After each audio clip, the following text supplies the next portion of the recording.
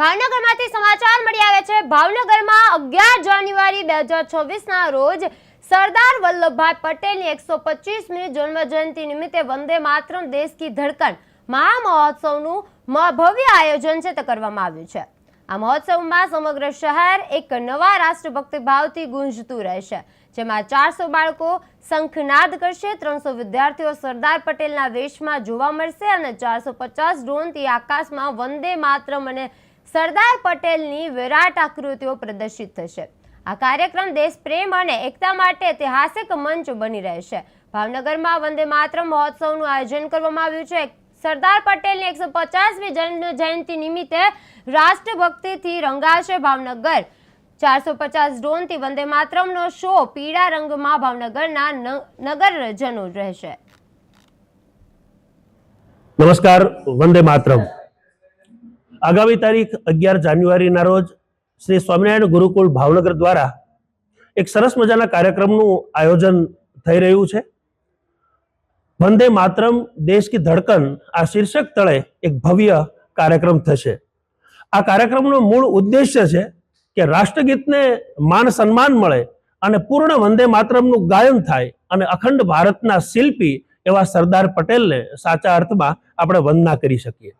આવી કોઈ ઇવેન્ટ સમગ્ર ભારતમાં થશે એનું પ્રહરી છે કે આ પ્રથમ કાર્યક્રમ એ ભાવનગર ખાતે ગુરુકુળ કરી રહ્યું છે। આ કાર્યક્રમનો રૂટ પાણીની ટાંકી કાળિયાબીડથી અક્ષરવાડી સેન્ટ્રલ સોલ્ટ આતાબાઈથી જવાહર મેદાન ખાતે જશે। આ કાર્યક્રમમાં વિવિધ પ્લોટ્સ જે આકર્ષણનું કેન્દ્ર હશે અને કાર્યક્રમનો શુભારંભ 400થી વધુ વિદ્યાર્થીઓ એક સાથે આપણી સંસ્કૃતિનું પ્રતીક એવા શંખનાદ સાથે આ કાર્યક્રમનો શુભારંભ કરાવશે। સાથે 400થી વધુ બાલિકાઓ એ ભારત માતાના પરિધાનમાં આવવાની છે। 300થી વધુ વિદ્યાર્થીઓ એ સરદાર પટેલના પરિધાનમાં આ યાત્રામાં જોડાશે। સાથે વિવિધ પ્લોટ્સ, ટીમ્બલી નૃત્ય, નાસિક ઢોલ, શાળા પરિવારના બેન્ડ, રાસ, ગરબા, કરાટે આ તમામ કૃતિઓ વિશાળ સંતોની ઉપસ્થિતિમાં એ આ મહાયાત્રાનું આકર્ષણનું કેન્દ્ર હશે। આ યાત્રા 4.25 કલાકે જવાહર મેદાનમાં પૂર્ણ થશે અને યાત્રા બાદ ગુજરાતના બે પ્રસિદ્ધ કલાકારો શ્રી સાંઈરામ દવે અને શ્રી કીર્તિદાન ગઢવી આ વંદે માતરમને શબ્દ અને સુરથી એ મઢશે।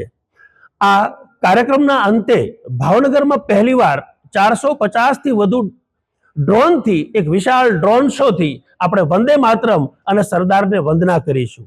તો આ કાર્યક્રમમાં જોડાવા માટે હું સમગ્ર ભાવેણાની જનતાને અમારા સંચાલક પૂજ્ય કેપી સ્વામીજી અને સમગ્ર ગુરુકુળ પરિવાર વતી હું હાર્દિક નિમંત્રણ પાઠવું છું। આવો સાથે મળી આખું વંદે માતરમ ગાન કરીએ, ભારત માતાની આરતી કરીએ, આ ધરતી, ધ્વજ અને ધર્મની રક્ષા કરીએ। સૌને વંદે માતરમ।